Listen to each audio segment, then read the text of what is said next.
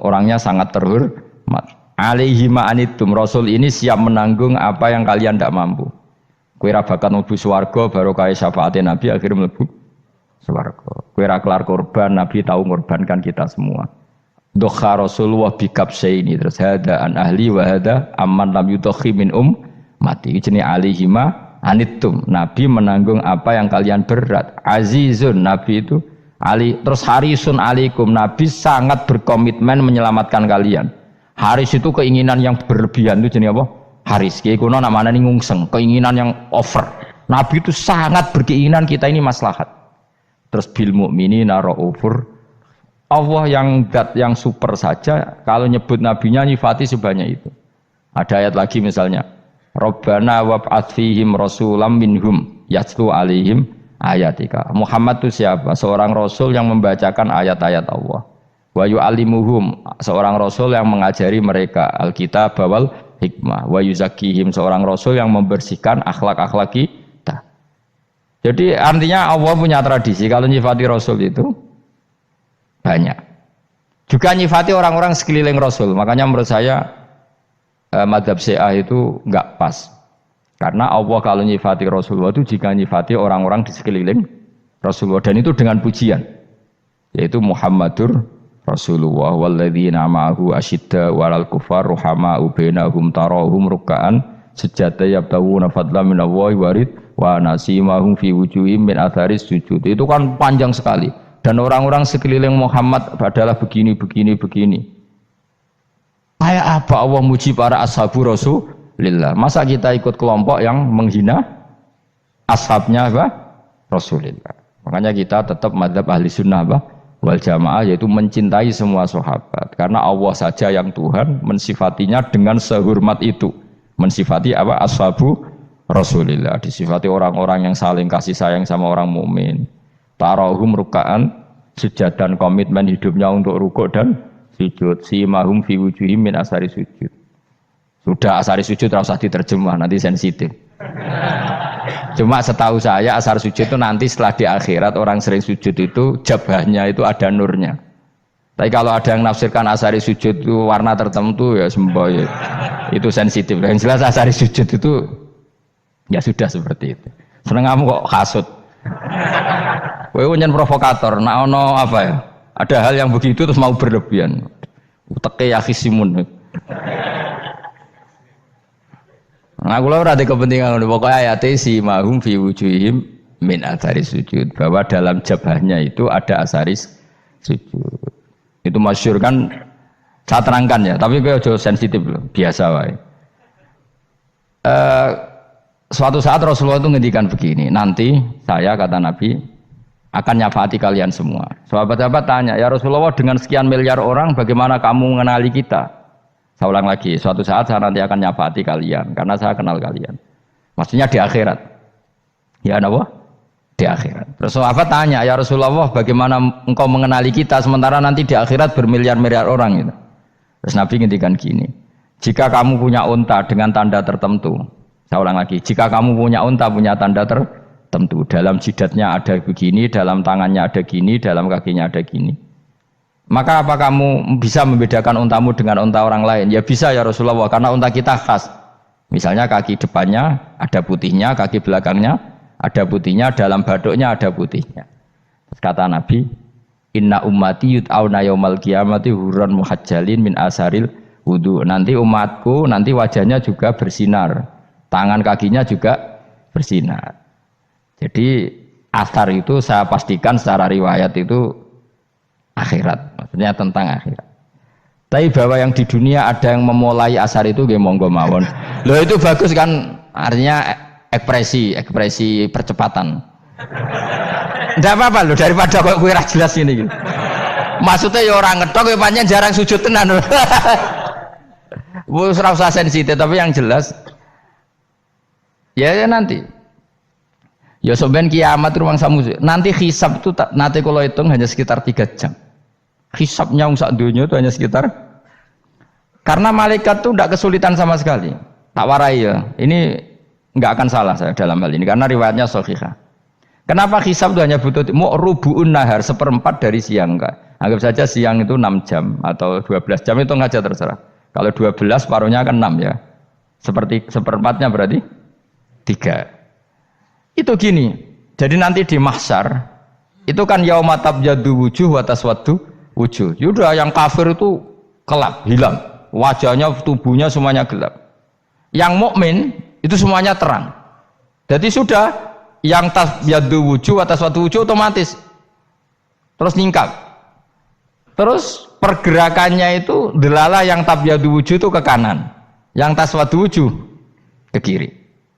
Maka kamu jangan punya sinar yang kelap-kelip, nanti kena bego yang karena nggak jelas tadi. Maka kamu harus sinarnya yang sejelas-jelasnya. Ghurran muhajjalin min asaril. Bila perlu nur kamu sampai menembus langit saat itu. Makanya ketika orang mukmin sudah nurnya ada di muka, ada di tangan, masih ngendikan Rabbana atmim lana nurona, karena takut masih kena bego tadi. Karena kalau hanya wudhu tok, sikil tok kan, bayangkan di miliaran orang kan bisa agak kelihatan. Tapi kalau nurnya sampai nembus langit kan, itu siapa kok nurnya sampai, kan malaikat langsung tahu. Lane hafal Quran, alim kan insya Allah nurnya itu. Sama zaman itu masih berdoa, Rabbana atmim lana, sempurnakan nur kami. Karena nanti identifikasi malaikat berdasar tadi, kalau ada nur berarti diletakkan ashabal yamin, kalau nggak ada nur ashabas shimal. Nah malaikat yang dibawa bigo itu kira-kira detail nggak? Dugaan saya kalau kelap-kelip pasti kena simal. Wah ini partai kiri mesti kan. Pemenang yang wudhunya mau dulet sirah tok sidik. Karena anak mazhab Syafi'i. Sebetulnya meskipun itu sebaiknya kalau basuh sirah itu kabeh ben ora kelap kelip mana aneh pepesan terus dulat-dulit tok. Iku soben ya itu. Kelap-kelip. Ya sudah ya. Setelah itu kata ngendikane pangeran yu'raful mujrimuna bisimahum fayukhadu bin nawasi wal aqdam. Orang-orang pendosa kelihatan maka diletakkan di kiri. Nah sama yang orang-orang baik simahum fi wujuhim min asari. Jadi ayat itu jelas tentang akhirat. Tapi kira usah terus provokasi. Seneng kamu kok ya khisimun. Maksudnya provokator gitu. Jadi nanti yang mukmin jelas nurnya. Lah nur ini nanti dengan kadar iman kamu, perilaku kamu. Ada yang kelap-kelip, ada yang... Nah yang kelap-kelip ini yang kena bigo itu tadi. Nanti setelah kena bigo ikut ashabis simal, yang kelap-kelip disortir lagi. Malaikat yang bagian detail kan ada nanti. Nah ini terus ditubir neraka. Yang kafir benar-benar neraka, yang ini ditubir neraka. Nah itu nanti ini yang ngel-ngelok Kanjeng Nabi digoleki ya ini itu. Mana sakit Kanjeng Nabi, mana ono kiai soleh darani, nah iso soleh dewi sakit Nabi mereka terus goleki ndi umatku sing kelip-kelip terus dicari disafaati. Ya imma langsung dituruti Allah, wa imma diumbasik ning neraka. Ya terserah rencanamu piye kon aku kowe. Tapi yang jelas apa? Kiamat itu cepat sekali karena tadi ada identifikasi tadi. Makanya hanya cukup 3 jam karena tadi yang jelek kelihatan jelek, yang baik kelihatan baik. Makanya cepat. Ya araful mujrimuna bisimahum, orang pendosa dikenali lewat alamatnya yaitu taswaddu apa? Wujuh. Kalau orang baik dikenali lewat tabyaddu wujuh. Nah terus setelah nyingkir, ini ngono tak warai kiamat. Setelah nyingkir itu faduri babenahum bisuril lahu bab. Setelah tersingkir tadi terus lalu ada pintu penghalang, pintu pemisah. Nah pintu pemisah tadi yang sisi kanan langsung jadi surga, yang sisi kiri jadi neraka. Itu disebut faduri babenahum bisuril lahu bab batinu fi rahmatu wa dhahiruhu min qibalihil adzab. Yang pintu arah kanan otomatis wilayah surga, yang pintu kiri otomatis wilayah neraka. Nah problemnya ketika penutupan pintu itu dah yang kelap-kelip itu katut kemana ini yang makanya kamu jangan malok partai yang apa kelap-kelip yang nggak jelas itu koalisi kemana ya? Kalau partai besar kan iso nyalon presiden, partai kecil ini kan ikut mana ini kan? Sing sak ngisore 1%, 2% ini kan repot. Loh coba misalnya nur kamu 2%, berarti gelap kamu kan 98%. Kira-kira malaikat mengkategorikan kemana coba? Ayo jawab. Gelap. Loh kok ada semangat Pak? Padahal itu bagian dari kamu. Kalau satu tubuh itu sinarnya hanya 2%, kira-kira kategorinya itu partai gelap, partai terang. Waduh semangat kok waduh. Berarti kegaruk kemana? Kiri. Tapi bisa saja malaikat cara berpikir gini. Tapi kok ada cahayanya ya? Padahal kata Allah, yang bercahaya ashabul yamin. Kan nggak ada bilang cahaya terang. Bisa saja malaikat, alhamdulillah berpikir begitu.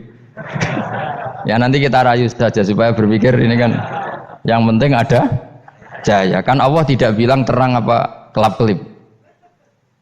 Ya mungkin saja asal ada cahaya dikategorikan lahu nur, punya apa?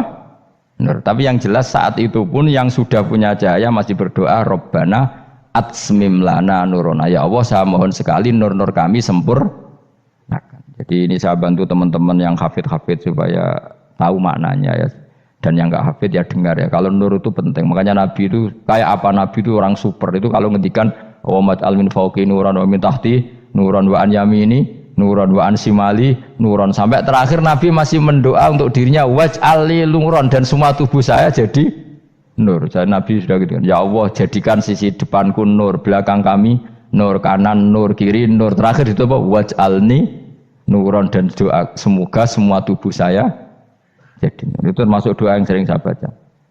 Karena saya takut kelap-kelip tadi, ini bahaya ini kalau malaikat. Saya tidak tahu cara berpikir malaikat tadi. Apa ngitung 98% maka dikategorikan apa? Gelap. Apa dihitung nurnya saja? Wong instruksinya Allah kan yang ada nur ashabul yamin. Meskipun kelap-kelip kan punya nur. Saya tidak tahu nanti ikut 2% ikut mana kalau di partai koalisi itu. Ya ikut yang menang biasanya, ikut yang apa? Ya paham ya, makanya saya mohon kalau wudhu itu usahakan sempurna.